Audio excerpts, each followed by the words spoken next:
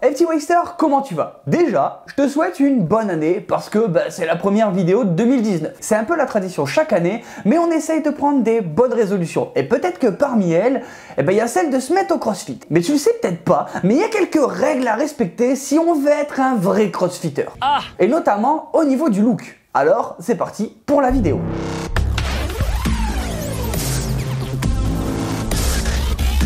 Parce que faut pas déconner, si tu penses que tu peux aller t'entraîner comme ça, franchement c'est mort. Déjà avec ton visage en mode enfant de 12 ans, c'est pas ouf. Non, je me suis pas rasé la barbe pour la vidéo, tout simplement parce que si je le fais, il va probablement me falloir 3 mois pour que ça repousse. Et non, peut-être aux 10 000 abonnés, mais pas pour le moment. Donc le premier point, il faut que tu aies une barbe en mode bûcheron. Plus elle est fournie, mieux c'est. Évite quand même que ce soit pas trop le bordel parce que socialement, c'est pas super simple si t'arrives avec une barbe bien dégueulasse, mal taillée. Et ta femme, elle risque de pas trop apprécier. En plus, si c'est trop long, t'arrêtes pas de foutre de la bouffe dedans et tout. Bref, c'est trop chiant. Ensuite, capillairement parlant, là, t'as pas trop le choix. Soit t'as une coupe courte et là, t'es tranquille. Soit tu laisses pousser, mais il faut te prendre pour un viking. C'est important. Who wants to be king? Par contre, fais gaffe, pendant le moment de transition où tu passes d'une coupe courte à une coupe un peu plus longue, je t'assure que tu passes par des moments bien dégueulasses. Ouais, tes cheveux font pas toujours ce que tu veux et non, tu ne ressembleras pas forcément à Tom Cruise avec les cheveux longs. Le mieux pour essayer de gérer cette période, c'est d'investir soit dans un bandeau ou une casquette. Mais ça, c'est plus tard. Maintenant qu'on s'est occupé de ta face, tu peux pas aller woder en caleçon. Alors le petit conseil style, évite le short trop serré.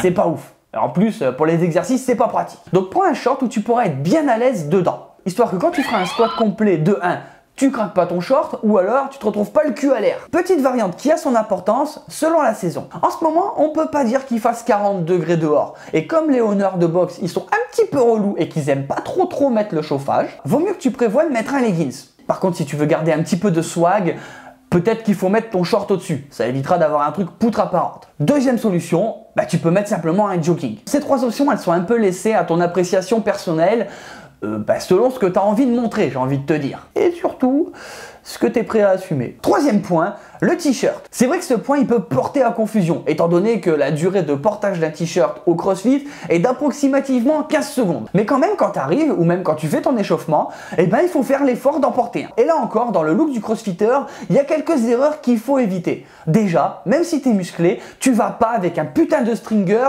dans une box de CrossFit. Ça, c'est interdit. Ces débardeurs-là, ils sont réservés aux salles de muscu ou alors à ceux qui ont envie d'aller au salon du fitness pour faire style, ils sont un peu musclés. Au CrossFit, tu as plusieurs choix. Tu peux y aller normal avec un t-shirt tranquille en coton ou alors un t-shirt de compression pour être à l'aise. Ou si tu aimes bien ta boxe, tu peux acheter leur t-shirt histoire de porter leur couleur. Psst, ça marche aussi avec les futurs t-shirts de la team W2ST. Le lien il est en description. L'avantage quand même, c'est que si tu transpires pas trop à l'échauffement, ton t-shirt tu peux le remettre 2-3 fois. Bah oui, pendant le WOD tu le mets pas. Quatrième point, la veste. Parce que là encore, en ce moment il fait froid. Donc tu veux peut-être mettre un truc de plus qu'un t-shirt. Et au CrossFit, on n'oublie pas d'être corporate. Alors si ta box, elle fait des vestes, tu la mets. Comme ça, t'es paré pour le vent, le froid et optionnellement, tu fais un petit peu de pub gratos. Toujours sympa. Cinquième point important, la casquette ou le bonnet. Parce que maintenant que tu es habillé plus ou moins entièrement, il reste un truc qui a rien dessus. Ta tête. Et selon les saisons, tu as plusieurs choix. Si tu te pèles le cul, si tu te pèles la tête plutôt, tu peux mettre un bonnet. Et s'il y a du soleil, tu peux mettre une casquette. Bon, ce point, il est uniquement possible si tu n'habites pas dans le nord de la France. On est d'accord? Surprise, motherfucker. À ce moment précis, tu devrais déjà bien ressembler à un Américain qui s'en va au dé. Il y a un petit truc quand même qu'il faut ajouter pour parfaire ce look, mais qui n'est pas directement un vêtement. Et oui, pour mettre toutes tes affaires, il faut un sac. Et ça aussi, c'est dans le look du crossfitter. Tu pourrais prendre un sac normal et foutre tes affaires dedans pour peu qu'il soit assez grand.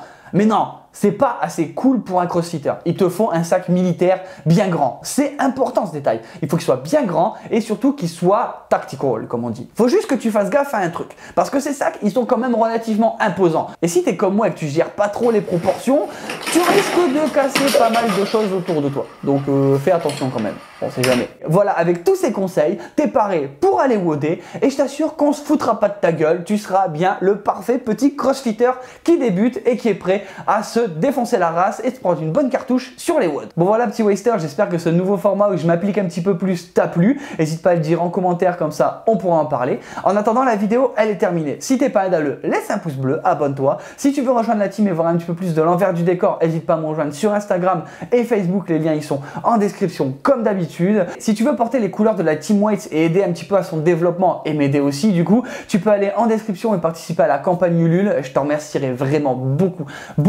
Les Waste Online, ils commencent la semaine prochaine, donc n'hésite pas aussi à aller sur W2ST pour t'inscrire. Et nous on se retrouve chaque mardi et vendredi pour une prochaine vidéo. Ciao ciao.